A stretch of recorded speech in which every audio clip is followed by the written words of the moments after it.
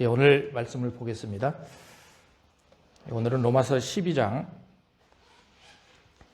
14절부터 21절입니다.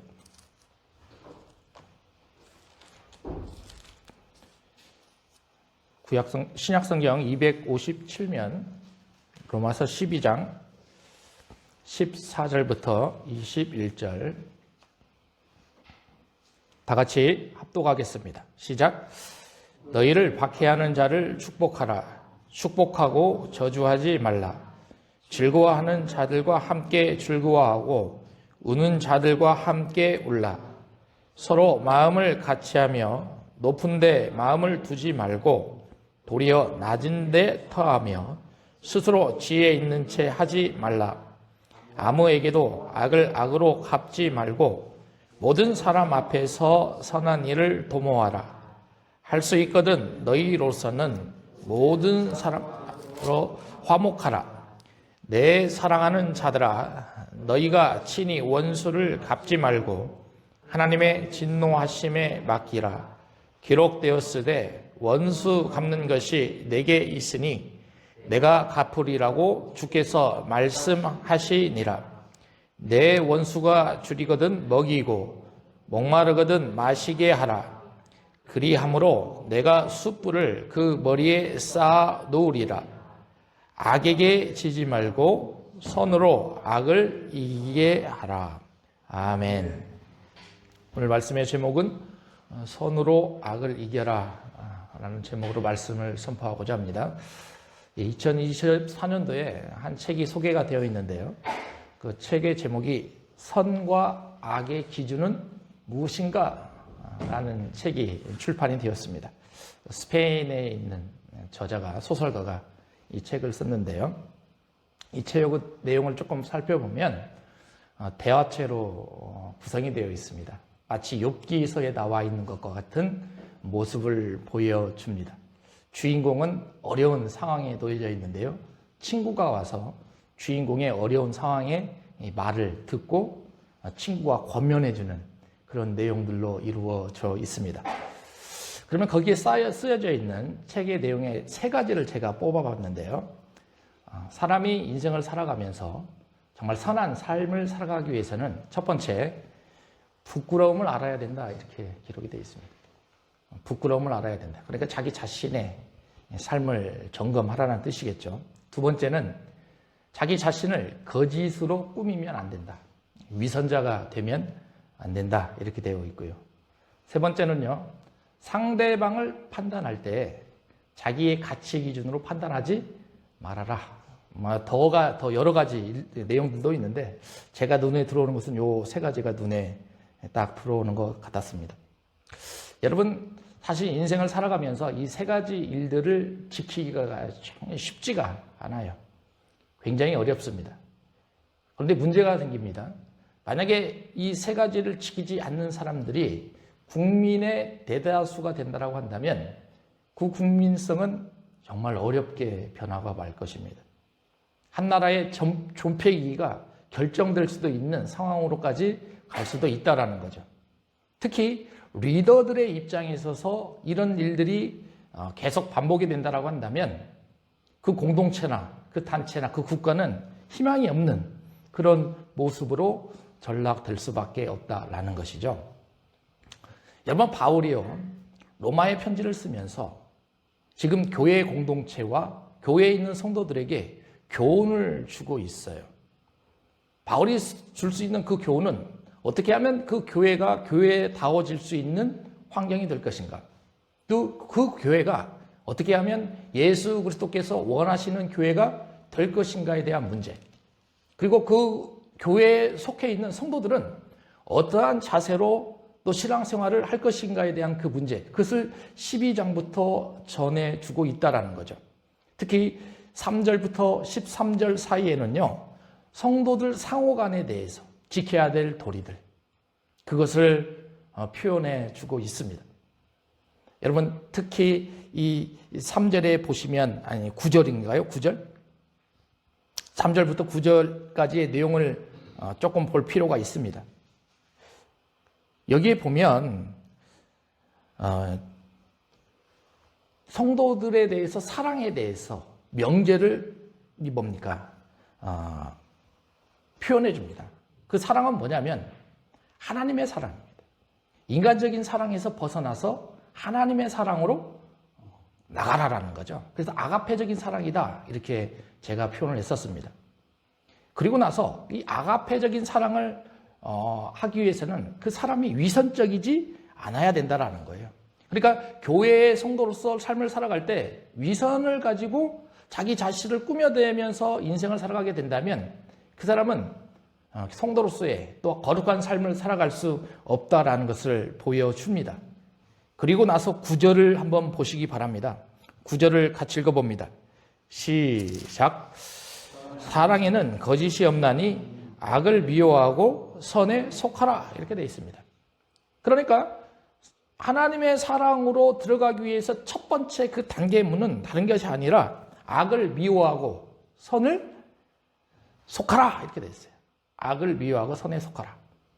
그리고 오늘 본문 21절을 보시기 바랍니다.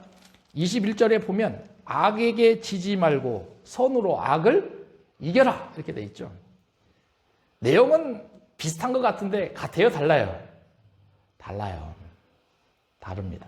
그러니까 이 두 가지의 모습을 본다면 9절부터 13절까지의 이 내용은 공동체에 있는 형제들끼리의 그런 관계에 대해서 논하고 있구나라는 것을 예측할 수 있죠.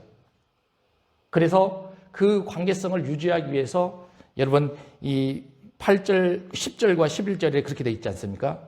형제를 사랑하여 서로 우애하고 서로 존경하라 이렇게 돼 있잖아요. 그리고 나서 11절에 보면 이제 교회 안에 있는 개인이 어떻게 살아가야 할 것인가. 부지런하라. 그 말의 의미는 자기 사업에 있어서 게을르게 하지 말아라는 거죠. 두 번째는 열심을 품고 영적인 측면에서도 게으르지 말아라. 자기 사업에서 열심히 하고 영적인 측면에서 불과 같이 활활 타오르게 되는 것, 그거 두 가지 열심히 하게 된다면 주님을 섬기는 것이다. 바울이 이렇게 표현하는 겁니다. 그러면 이런 사람들은 어떠한 일들이 일어나냐? 바로 12절의 일들이 일어나기 시작해요. 12절을 같이 읽어봅니다. 시작. 소망 중에 즐거워하며 환난 중에 참으며 기도에 항상 힘쓰며 이런 일들이 일어난다는 거예요. 어려운 일들이 있을 때마다 그들은 하나님의 얼굴을 바라보면서 기도하는 습관을 가지게 된다는 겁니다. 그러면 이런 사람들은요, 삶이 변화가 됩니다. 어떤 삶이 변화가 되느냐? 그것이 13절이에요. 성도들에게 쓸 것을 공급해 준다. 두 번째는 뭡니까? 손대접한다. 손대접이라는 것은 나그네들에게 어때요? 대접하기를 게으르지 하게 하지 않는다라는 거예요. 그러니까 예를 들어서 우리 교회도 선교사님을 파송하셨는데 여러분들 선교사님 오실 때마다 여러분들 다른 사람 모르게 이렇게 후원도 해주시고 식사하시라고 교통비 하시라고 주시는 거 저 다 알고 있습니다. 맞아요. 이런 거죠. 이런 거. 이런 일들을 그냥 누군가에게 보여주기 위해서 하는 것이 아니라 이렇게 거룩한 삶을 살다 보면 이렇게 진행이 되어 간다라는 거죠. 여러분, 그리고 오늘 본문에 이제 바울이 방향을 딱 바꿔갑니다. 오늘 본문의 방향은 뭐냐면 이제 성도들이 그럼 교회 공동체에서만 살아가는 게 아니잖아요. 교회에서 살다가 교회에서 예배 드리고 이제 어디로 갑니까? 세상으로 가죠. 그러면 세상과의 관계 속에서 성도들은 어떠한 삶을 살아갈 것인가에 대한 그 문제, 그걸 14절부터 21절까지 표현을 해주고 있습니다. 여러분, 그래서 14절에 딱 첫 번째 들어오는 단어가 박해하는 자입니다.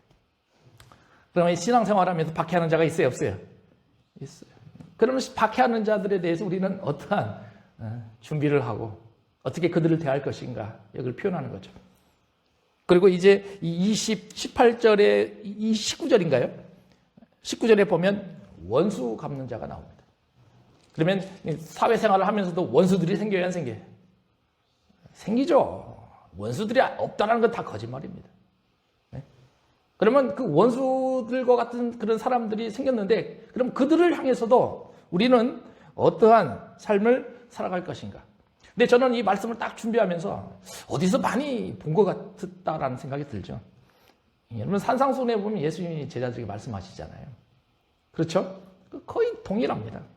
그러니까 바울이 자기의 생각을 표현하는 것이 아니라 산상수훈에 나와 있는 예수님께서 말씀하셨던 것들을 로마에 있는 성도들에게 그대로 표현을 해주고 있다. 여러분, 그래서 끝에 있는 말씀이 너무 중요하다는 거예요. 악에게 지지 말고 선으로 악을 이겨라.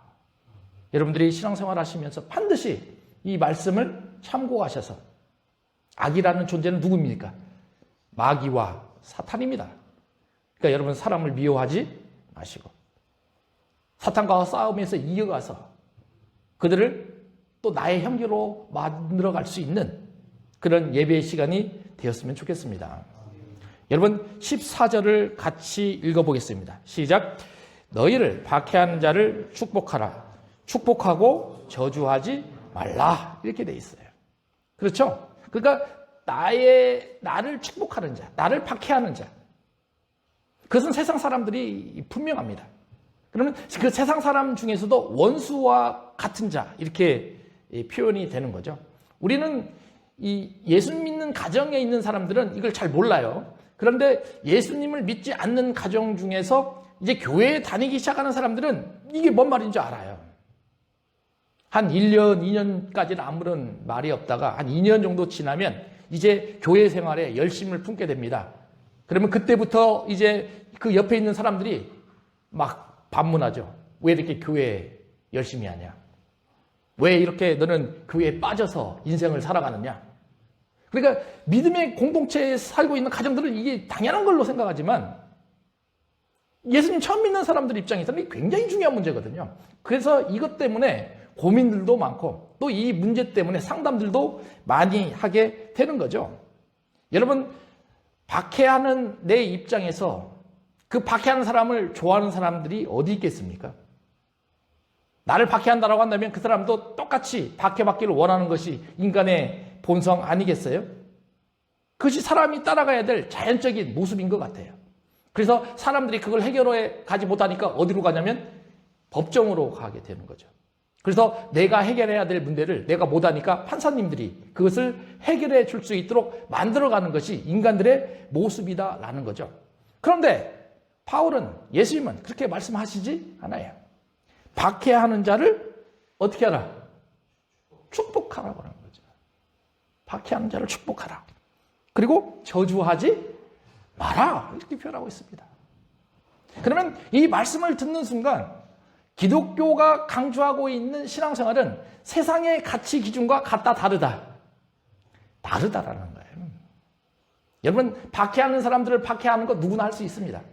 그런데 박해하는 사람들에 대해서 축복할 수 있다는 것은 한 차원 높은 신앙관을 갖지 않으면 절대 이루어질 수 없다라는 거죠. 그리고 17절을 보면 한 가지가 더 나오게 됩니다. 17절도 같이 읽어봅니다. 시작. 아무에게도 악을 악으로 갚지 말고 모든 사람 앞에서 선한 일을 동하라. 이렇게 돼 있죠. 똑같은 표현들이 두 번이나 중복되면서 표현되고 있어요. 그러면 저는 왜 하나님께서는 원수들까지도 사랑하라고 하실까? 이것을 한번 생각을 해봤습니다.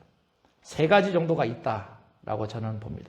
그 첫 번째는 하나님의 은혜를 보존할 수 있기 때문이다라는 거죠. 하나님의 은혜를 보존할 수 있다. 여러분, 이런 이 박해하는 일들을 내가 경험했을 때, 내가 그 사람을 박해했을 때 마음이 어때요? 좋아요?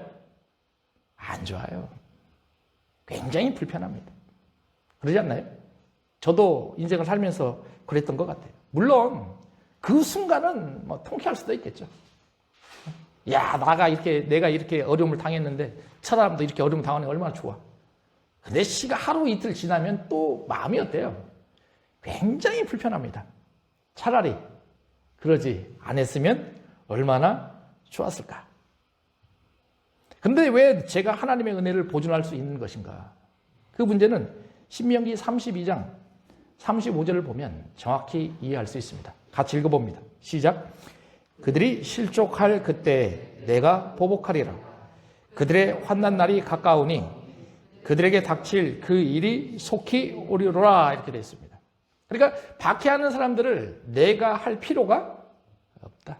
내가 안 해도 누가 하시겠다라는 거예요. 하나님이 하시겠다 이렇게 돼 있어요. 그러지 않나요?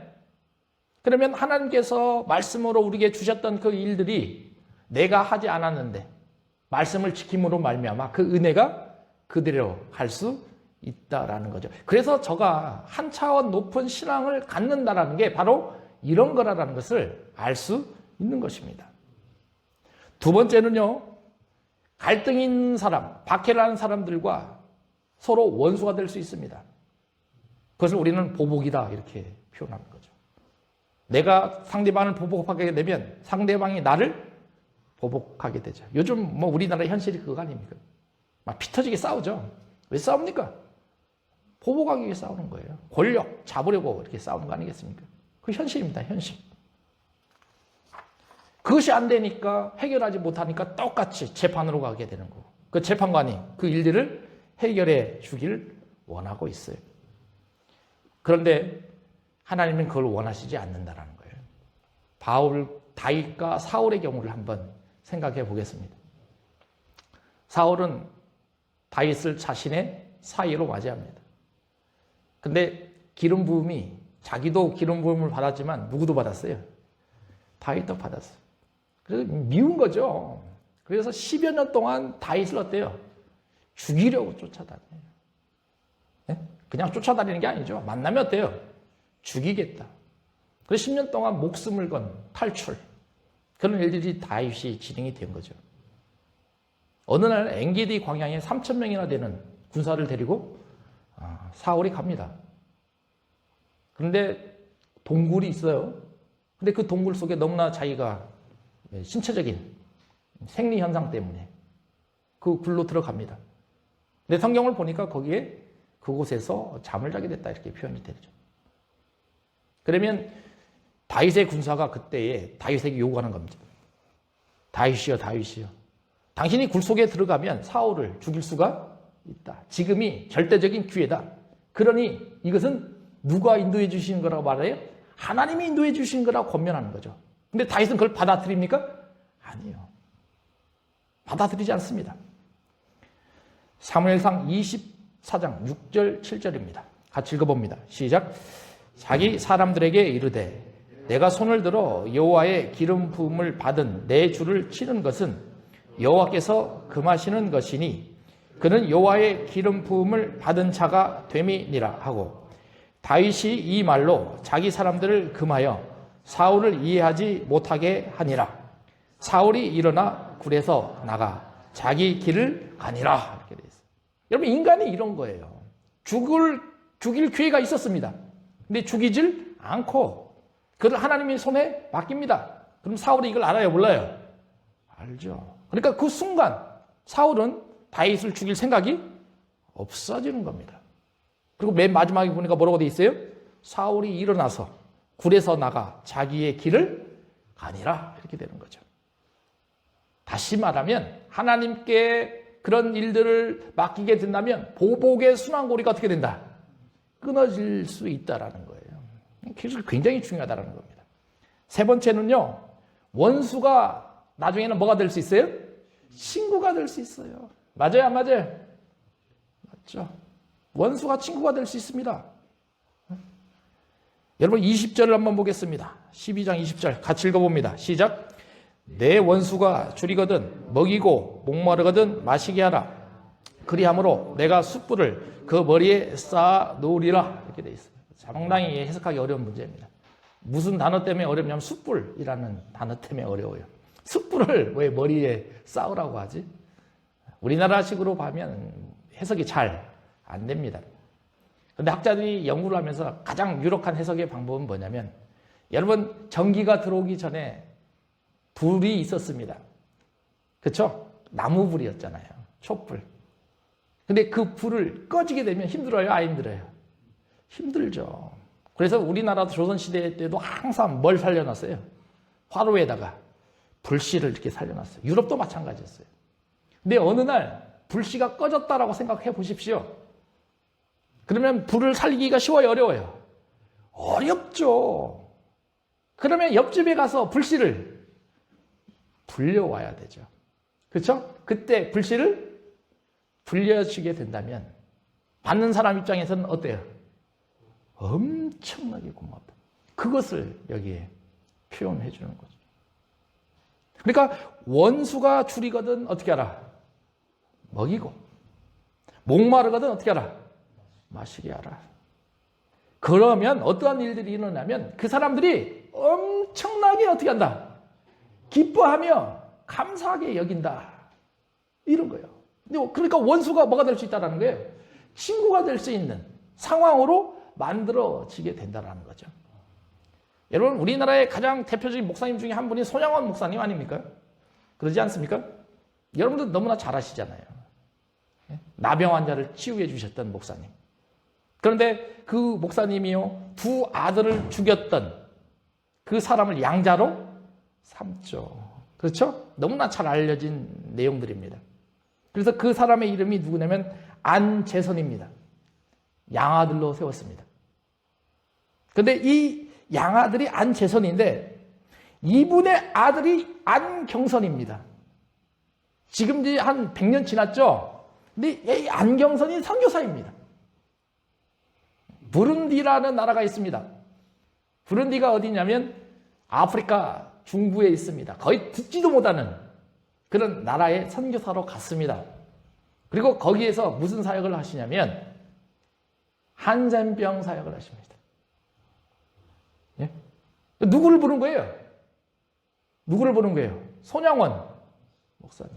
그리고 그 선교사님이 무슨 얘기를 하시느냐? 나의 할아버지는 누구다?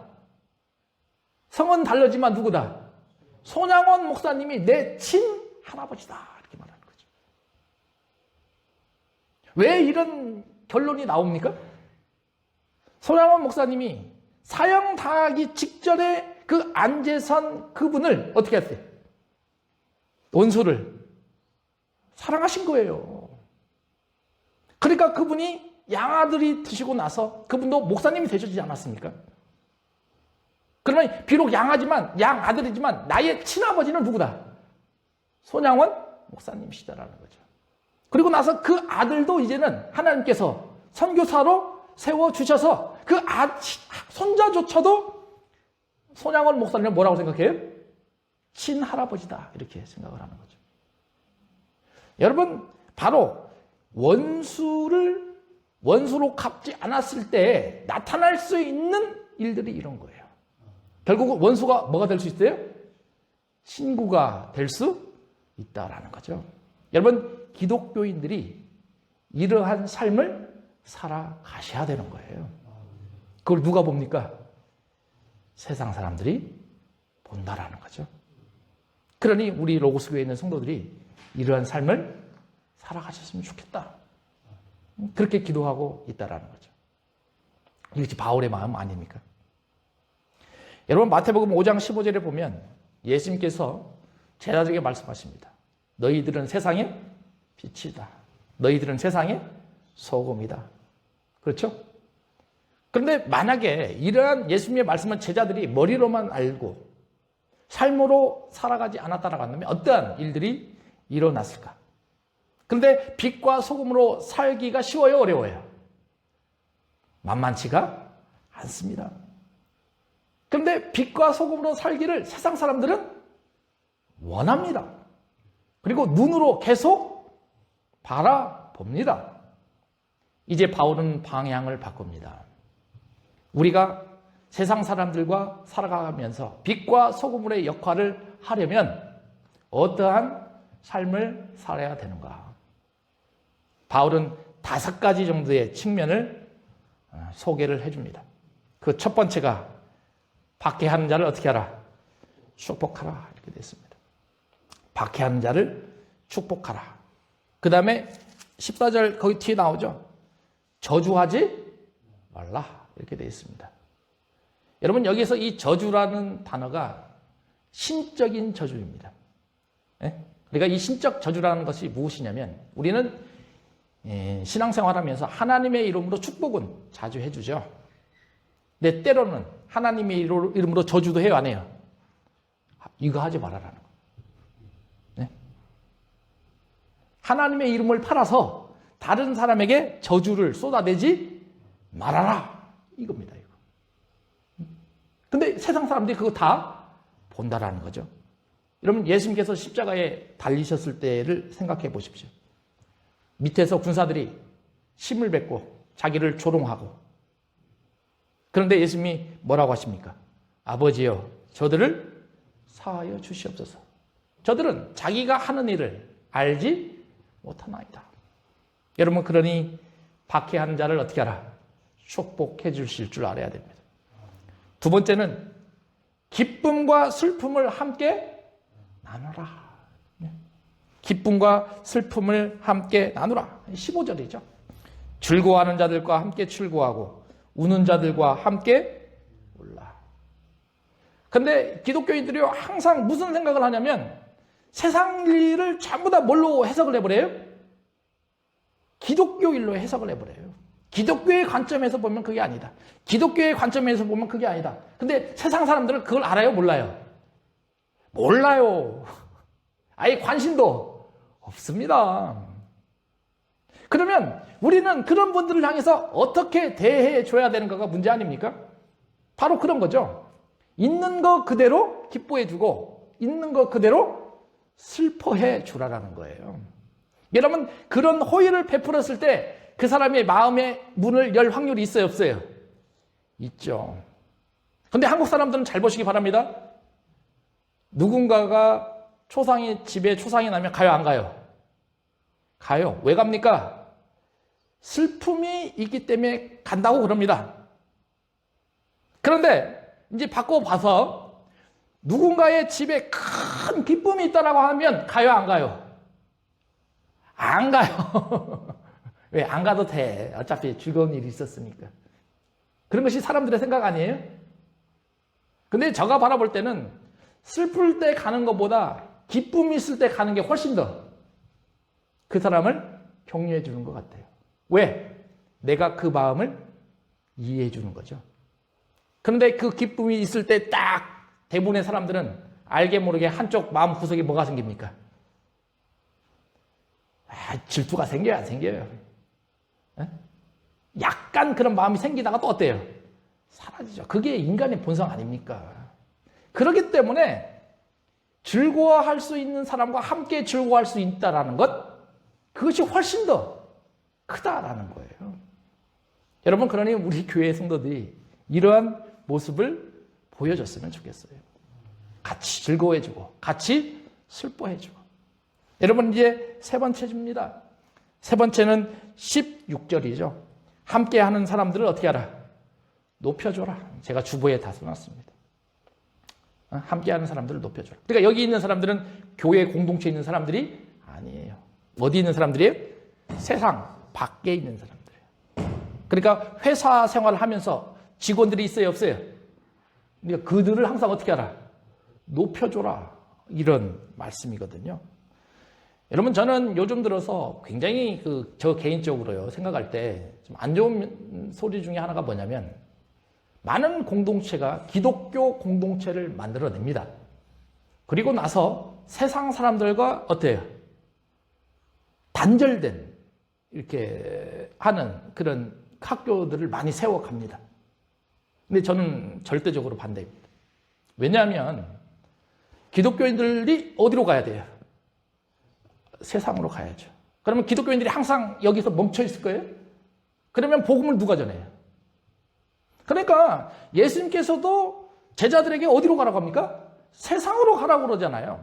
그러면 우리도 교회에서 잘 양육받고 어디로 가야 됩니까? 세상으로 가야죠. 그런데 왜 우리들끼리 모이고 우리들끼리 가족 공동체를 만들어서 우리들끼리 생활하느냐 이거죠. 저는 개인적으로 굉장히 이 부분에 있어서 반대적인 입장을 보이고 있다는 거죠. 그런데 그들과 16절 처음을 보십시오. 마음을 어떻게 하라? 같이 하라. 마음을 같이 하라. 마음을 같이 하라는 것은 내 생각을 그 사람에게 전해주는 것이 아니라 내 생각이 그 사람의 생각이 되도록 어떻게 하라? 낮아지라는 거예요. 내 주장을 펼치라는 소리가 아니에요. 그리고 나서 도지어 낮은 대로 처하며 스스로 지혜 있는 채 하지 말라. 이렇게 되어 있지 않습니까? 그러면 낮은데 처하다. 이 처하다라는 것은 함께 동행하라는 거예요. 마치 예수님께서 친구가 오리를 가려면 몇 리를 가라고 그래요?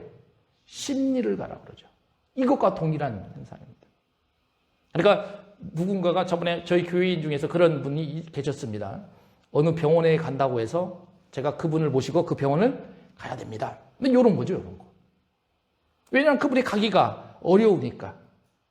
그분이 가기가 어려우니까 내가 그분과 동행해서 함께 가주면 그분이 고마움을 가져요, 안 가져요?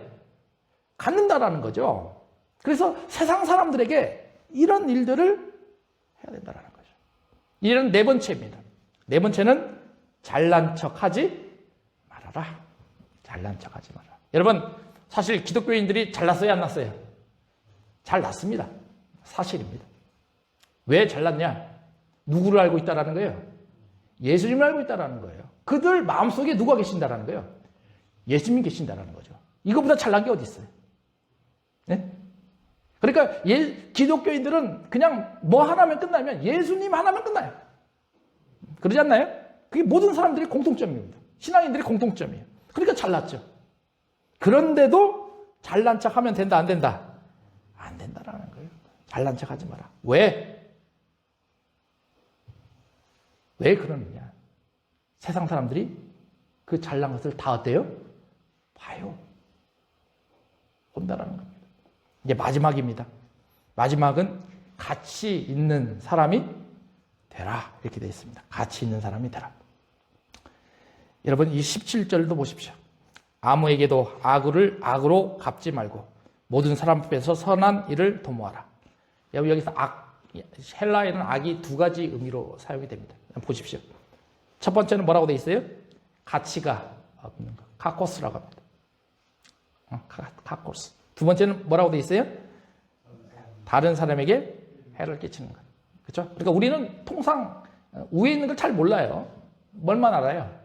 밑에 있는 것만 알죠? 포넬로스라고 하는데 밑에 있는 것만 알고 있어요. 그런데 로마서에 써 있는 악은 밑에 게 아니라 위에 거예요. 가치가 없는 것, 가치가 없는 걸 바라보고 있습니다.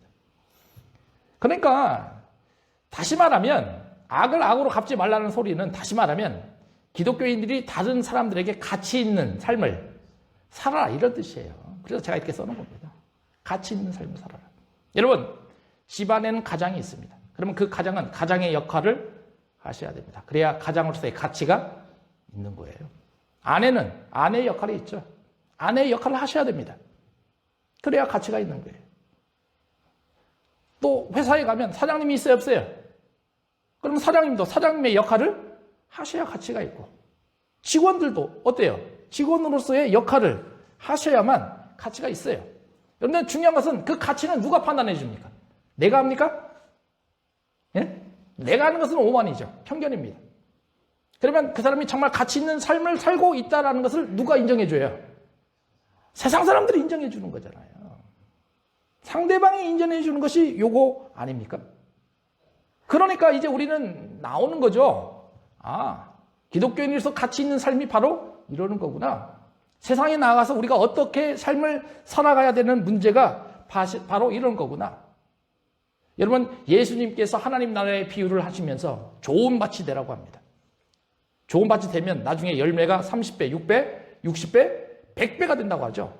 그런데 그 좋은 밭의 의미가 뭡니까? 세상 사람들이 바라봤을 때 정말로 가치 있는 삶을 살아가고 있구나. 그러니까 그런 사람들에게서 열매가 나타난다라는 거예요. 이것을 우리가 살아가야 된다는 거죠. 여러분, 세상 사람들은 우리를 향해 지금도 저 사람이 가치 있는 삶을 살아가고 있는가 바라보고 있어요. 오늘도 바라보고 있습니다. 아마 예수님이 오시는 재림하시는 그날까지 이런 일들은 계속 바라보고 있다라는 거죠. 그래서 우리는 빛과 소금이 되기 위해서 바울이 말한 것처럼 이 5가지 측면에 있어서 세상 사람들과 공유해야 합니다. 그리고 그 공유했을 때에 그 일들이 사람들에게 눈으로 보여졌을 때 복음이 전해지고 마음의 문이 열려갈 수 있는 그런 환경들이 조성이 된다라는 것입니다. 이제 끝으로 18절을 보시기 바랍니다. 할 수 있거든, 같이 읽어봅니다. 시작. 할 수 있거든 너희로서는 모든 사람과 더불어 화목하라. 이제는 마지막이죠. 세상과 더불어 어떻게 하라? 화목하라는 거예요. 그러니까 교회에 있는 사람들과만 화목하면 된다, 안 된다? 안 돼요. 세상 사람들과 어떻게 하라? 화목해야 돼요. 네? 근데 요즘 한국 교회에 다는 안 그렇습니다. 그러니까 많은 교회들 중에 단점이 이런 거예요. 자기들끼리는 어때요? 잘 뭉칩니다. 근데 세상과 어때요? 벽을 딱 쌓아버리죠. 네? 벽을 쌓아버립니다. 여기서 할 수 있거든이라는 단어로 드나토스. 신적으로 할 수 있다는 거예요. 그러면 신적으로 할 수 있다는 것은 기독교인이 자기가 잘나서 그 일을 하는 것이 아니라 누가 도와준다는 거예요. 주님이 도와주셔서 그 일을 할 수 있다는 거예요. 그러면 주님이 도와줘서 내가 그 일을 할 수 있는 사람이라면 그 일들을 그냥 교회 공동체에서만 사용하지 말고 어디까지 끌고 가라는 거예요? 세상까지 끌고 가서 그것을 사람들 앞에 보여주라라는 것입니다. 여러분, 에베소서 2장 14절 16절을 같이 읽어보겠습니다. 시작. 그는 우리의 화평이신지라 둘로 하나를 만드사 원수된 것 곧 중간에 막힌 담을 자기 육체로 하시고 법점으로 된 계명의 율법을 폐하셨으니 이는 이 둘로 자기 안에서 한 세 사람을 지어 화평하게 하시고 또 십자가로 이 둘을 한 몸으로 하나님과 화목하게 하려 하심이라 원수된 것을 십자가로 소멸하시고 이렇게 되어 있습니다. 여기 보면 14절 제가 언더라인 쳐놨죠. 그는 우리의 뭐라? 화평이시라. 그러니까 세상에 화평을 주는 분은 딱 한 분밖에 없다라는 거예요. 누구요? 예수님 한 분밖에 없다라는 겁니다. 그런데 그 예수님이 지금 여러분들 안에 다 있어요, 없어요? 있죠. 그렇기 때문에 여러분들이 세상에 나아가서 화평하게 할 수 있는 충분한 자기 요건을 다 가지고 있다라는 거죠. 그런 분이 중간에 막힌 담을 자기 육체로 어떻다? 헐으셨다. 이게 이거예요. 교회와 세상과의 벽이 있어요, 없어요? 있죠. 그렇게 유대인들과 뭐래요? 이방인들 간의 벽이 있잖아요. 근데 그걸 어때요? 헐어버리셨어요. 벽을 헐어버리셨다는 것은 교회와 세상도 이제는 어떻더라? 하나가 되는 거예요. 그것을 누가 하신 거예요? 예수님이 하신 거예요. 예수님. 그리고 나서 15절에 보면 법조문으로 된 계명의 율법을 어떻다? 폐하셨다. 그리고 그 뒤가 중요하죠. 이 둘, 그러니까 교회와 뭐예요? 세상. 유대인과 뭐예요? 이방인. 이 둘입니다. 자기 안에서 이제 뭐가 됐어요? 한 세 사람. 한 세 사람이 됐다는 것은 새롭게 태어났다. 유대인도 태어났고 이방인도 태어났다는 거죠. 그래서 이제 유대인 입장에서도 그 안에 예수님이 계시고 세상 이 이방인 입장에도 그 안에 누가 계신다는 게요? 예수님이 계신다. 그래서 서로가 어떻게 됐습니까? 화평하게 됐어요. 얼마나 중요한 말씀입니까? 그리고 16절 보십시오. 십자가로 이 둘을 한 몸으로. 그렇죠? 그러니까 교회를 세워갈 때 교회는 뭡니까? 예수 그리스도의 몸. 그러면 교회의 몸이 된 우리, 교회의 구성원들도 몸이 될 수도 있지만 이제는 누구도? 세상 사람들도 몸이 될 수 있다라는 거죠. 그것을 바울이 에베소서에서 기가 막히게 풀어가고 있는 거예요. 얼마나 감사합니까? 여러분 17절, 18절도 같이 읽어봅니다. 시작. 또 오셔서 먼 데 있는 너희에게 평안을 전하시고 가까운 데 있는 자들에게 평안을 전하셨으니 이는 그로 말미암아 우리 둘이 한 성령 안에서 아버지께 나아감을 얻게 하려 하심이라 이렇게 되어 있습니다. 먼 데 있는 사람들이 누구예요? 세상 사람들. 네? 그러니까 세상 사람들에게도 뭘 전했어요? 평안을 전했다. 가까이 있는 자들이 누굽니까? 우리들. 우리들에게도 뭘 전했어요? 평안을 전했어요. 그래서 우리 둘이 이제 아시겠죠? 우리 둘이 누굽니까? 교회에 있는 성도들과 뭘? 세상 사람들. 우리 둘이 한 성령 안에서 누구 앞에 나간다? 아버지 앞에 나아간다라는 거예요. 할렐루야. 예?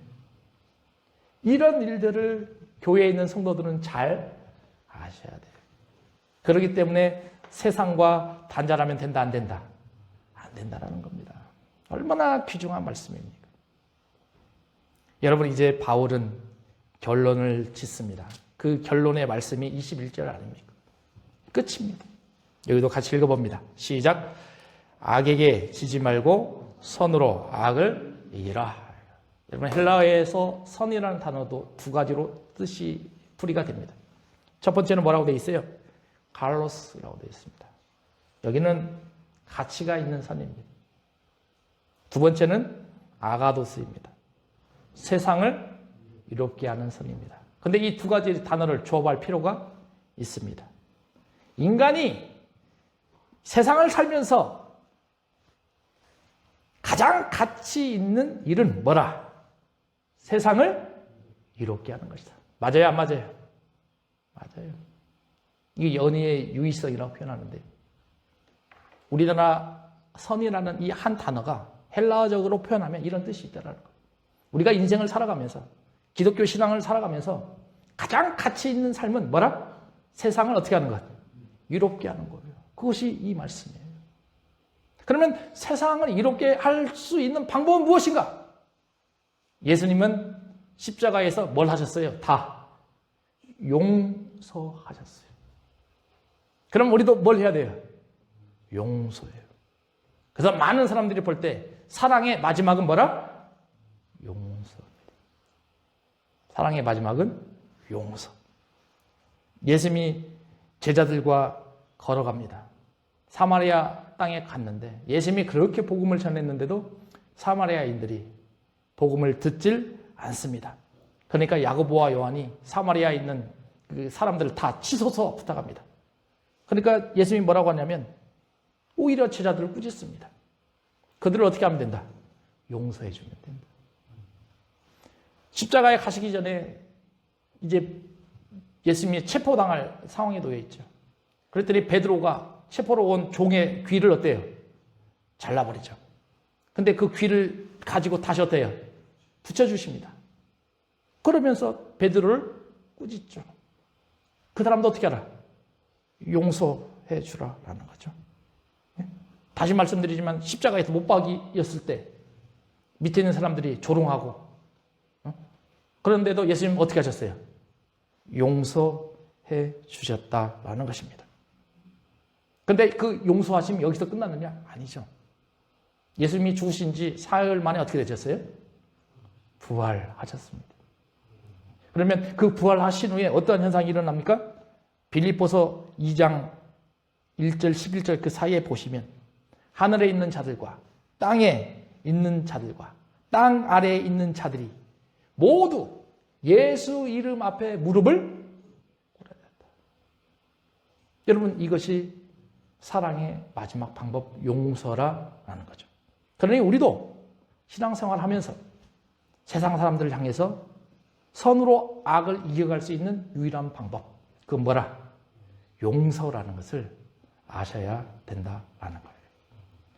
여러분, 굉장히 풀기가 어려운 부분이지만, 그런데 우리가 신앙생활하면서 빛과 소금으로서의 삶을 살아가기 위해서는 반드시 이 말씀을 깊이 아셔야 되는 겁니다. 여러분들이 이 말씀을 잘 들으시고 신앙을 하셨을 때 용서하는 마음을 가지셨으면 좋겠습니다. 기도하겠습니다. 아버지 하나님, 은혜를 감사합니다.